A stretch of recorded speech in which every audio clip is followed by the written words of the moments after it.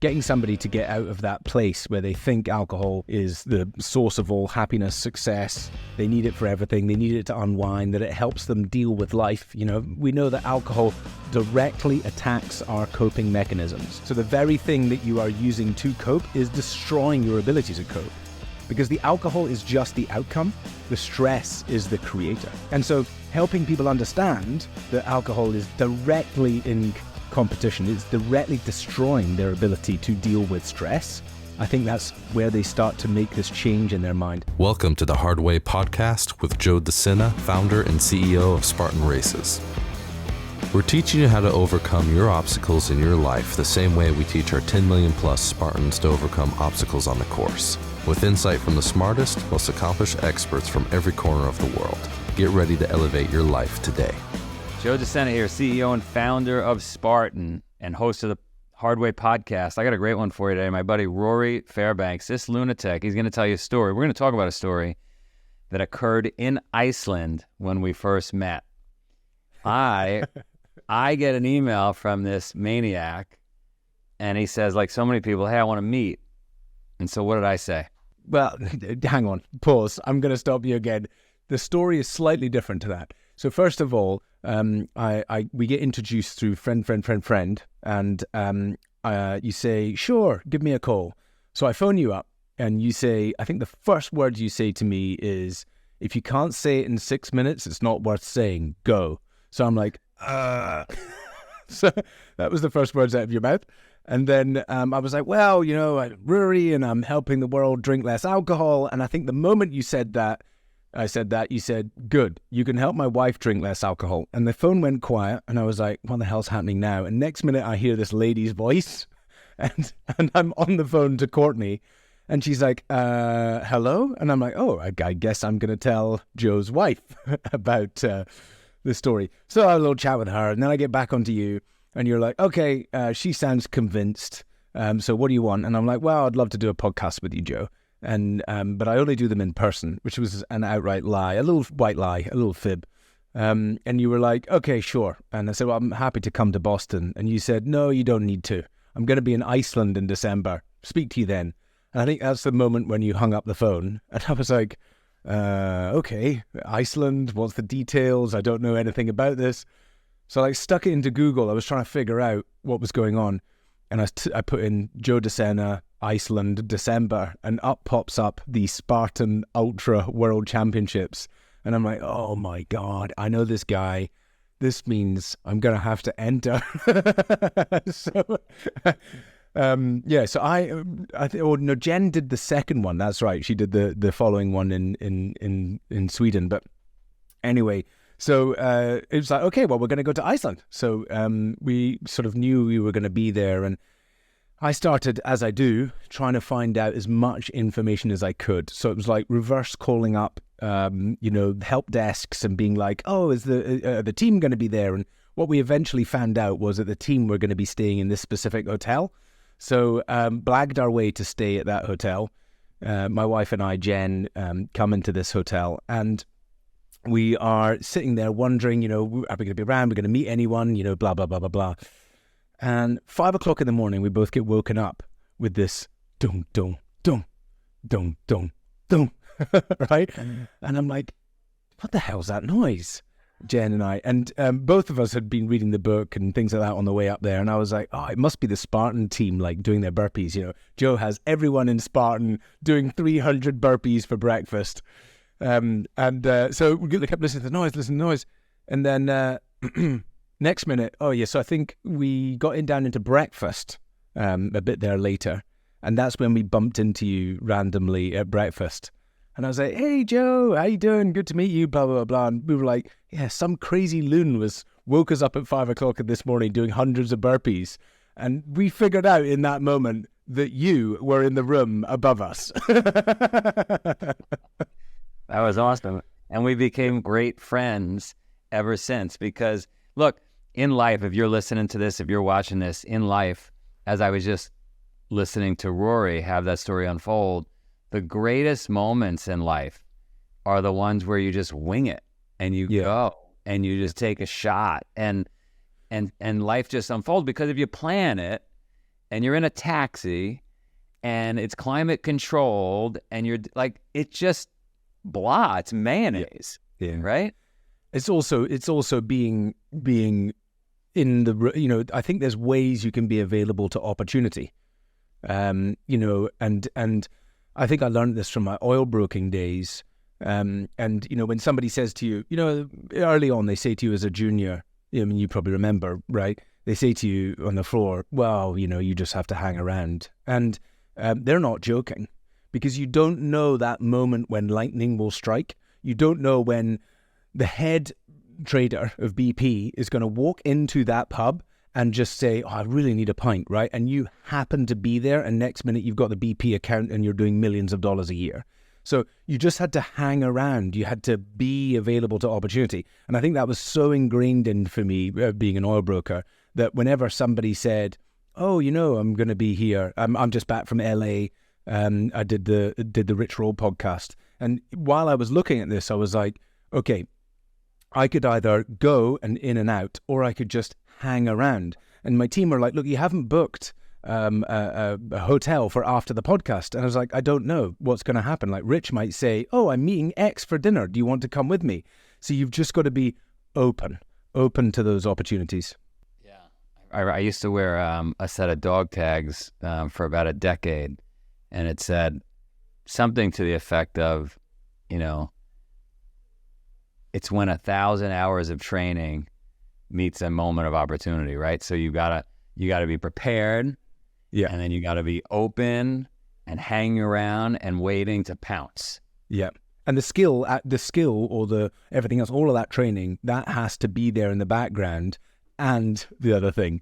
So it's I think that's what sets people up for the best version of themselves.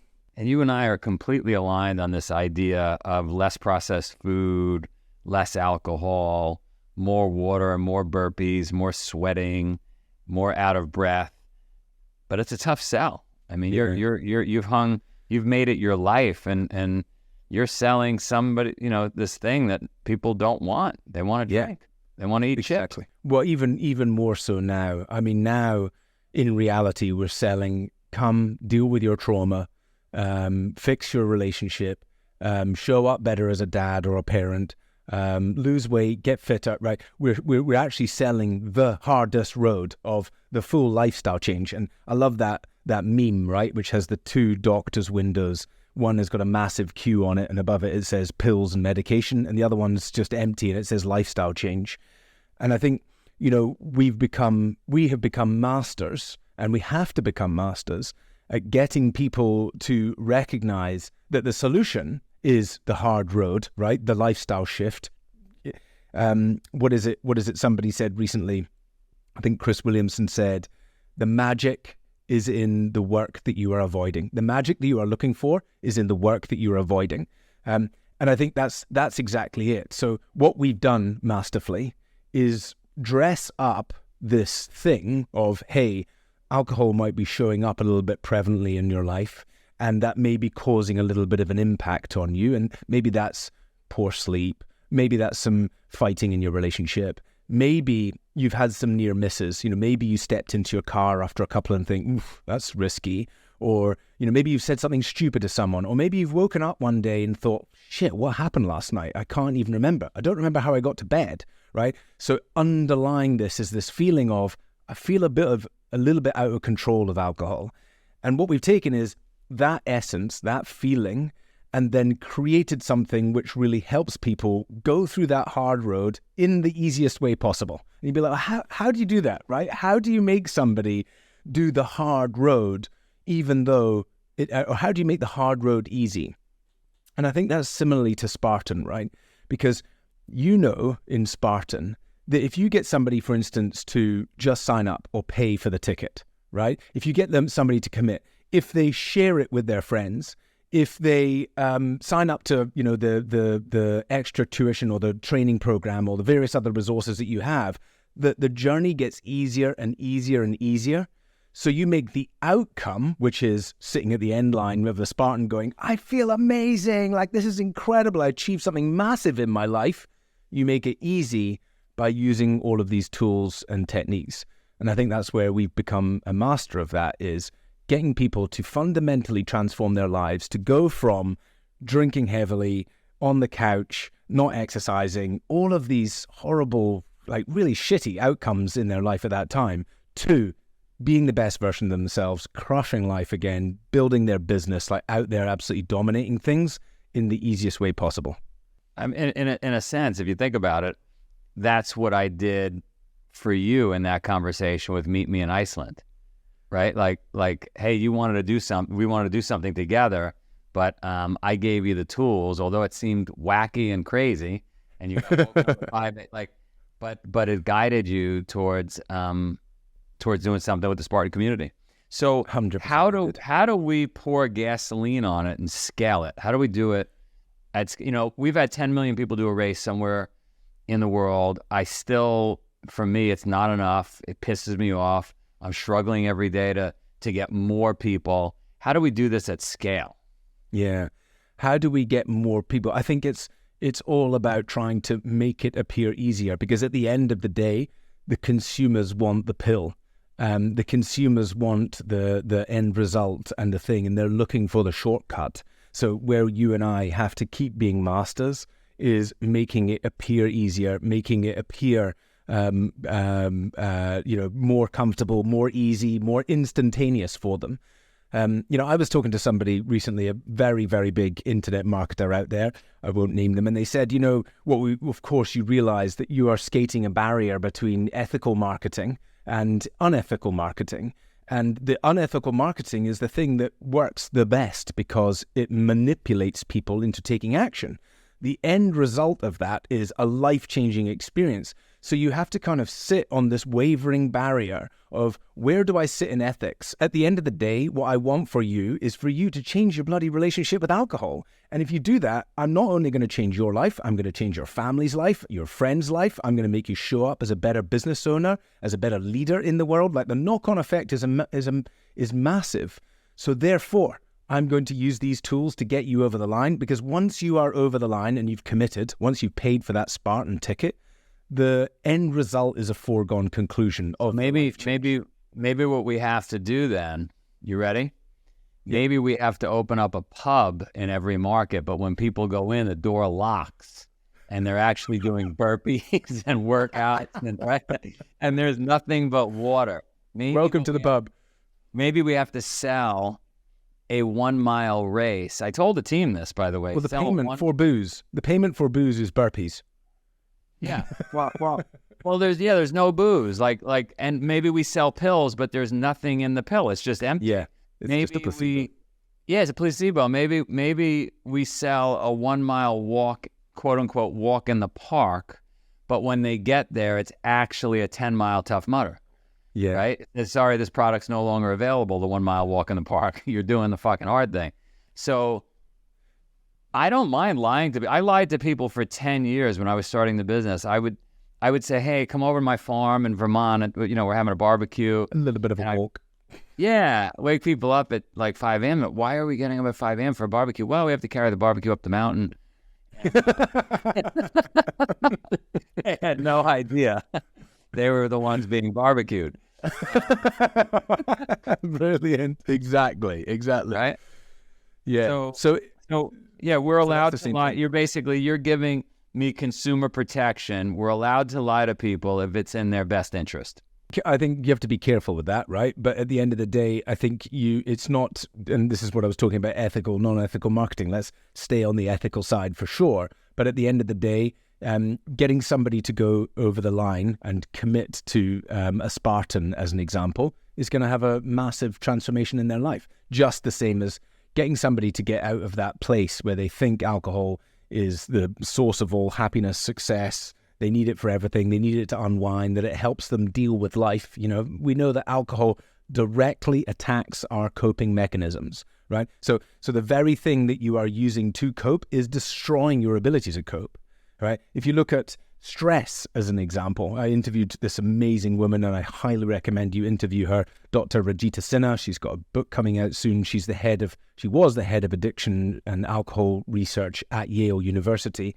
And then she turned around to the board and said, I want to change the name of this department. I want to change it for Yale University for Study for Stress. Because the alcohol is just the outcome. The stress is the creator. And so helping people understand that alcohol is directly in competition, it's directly destroying their ability to deal with stress. I think that's where they start to make this change in their mind.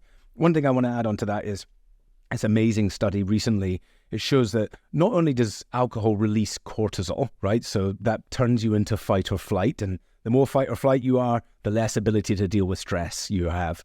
Not only does it release cortisol in the moment, but it increases cortisol production over time, right? Which basically means that alcohol drunk over time is reducing your ability to deal with stress.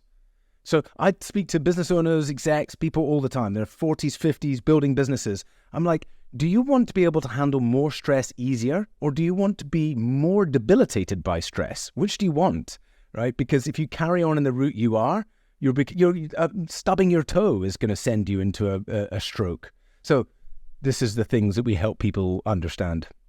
It's kind of like we eat sugar. We want a little energy, but actually we end up depleting our energy stores.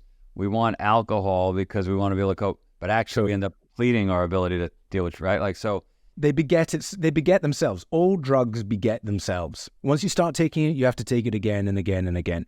And that's alcohol all over. Well, that's why it's a great business.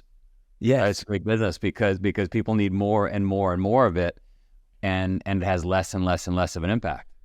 Yep. I want to tell you something horrendous. You ready? Because I interviewed just yesterday a wonderful guy from Vivendi International that campaigns globally for alcohol policy. And they were talking about the manipulation over the last decades from the alcohol industry. And so the alcohol industry used the pandemic as a way to release or reduce licensing laws and increase the availability of alcohol globally. And what they did in America was they realized that if they turned it into an emergency, a required substance, that then they could be able to access it 24/7. That law has not changed. It changed for the pandemic. So you could have alcohol delivered 24/7 up and down the country, right? Now, that grew alcohol consumption by 20% over in 1 year. They're expecting alcohol consumption in the US to grow by another 20% between this year and next year. This is unbelievable, the impact that this will have on people. And it's very, very manipulative tools used by the alcohol industry to get alcohol more readily available to people, when actually we should be doing the opposite. We know the harm. We know the damage to society, to families, relationships, businesses. We should really be controlling it more. I'm not in for prohibition. I don't believe that's the right way. I think, as this guy was rightly saying, the perfect way to help the world change its relationship with alcohol is through programs like us, where you change consumer demand and helping people see it from a different perspective. Yeah, I when I grew up, we didn't wear ski helmets. We didn't wear seatbelts. But then somehow somebody came up with great campaigns that made it not cool to wear it, right? And all of a societal sudden, shifts. Yeah, so we need a societal shift for sure, where everybody crawls under barbed wire, everybody wakes up 5 a.m., does burpees, everybody puts down the alcohol. Oh, they could drink one of my buddies and your buddies, Bill, Athletic Brewing. They could drink a non-alcoholic beer, right? Yeah, the alternatives coming out are fantastic. But I think that's the thing, the marketing, right, of it's $2 trillion a year global alcohol advertising budget. And then we're still seeing increases. So this problem is not going away. In fact, over the next, I thought when I started this business nearly 9 years ago now, Joe, and amazing to have Spartan as an early investor in the organization, that I thought that we were going to miss this paradigm shift. I thought it's all going to rush past me. We're not even getting started. The world is drinking more and more globally. We're expecting a 2% rise in alcohol consumption. So we're a long, long, long way. And I think that's the thing, I want to reach out to everybody, anyone who's chosen to drink less, anyone who's chosen to go alcohol free or be sober, shout about it. Like, really talk about it. Talk about it and talk about it. The reason why that is, just to explain this wonderful study about human behavior. They take a classroom of people, right? And they're all actors. There's one person in there who's not an actor. And they put up this question on the board: which one of these lines is the shortest? Now, it's really bloody obvious that it's line A. But the actors start going through and they're like, oh, I think it's line B. Oh, I think it's line C. So surely enough, it gets round to the individual who's not in on it. And guess what he says, right? He says it's line C or D. He doesn't say the right answer because everyone said this one thing. Now, that's how it works in society, right? Everyone's drinking. Everyone's expected to drinking. I've got no out. I have to drink. Hands up, who's ever had a drink, right, when they didn't want to?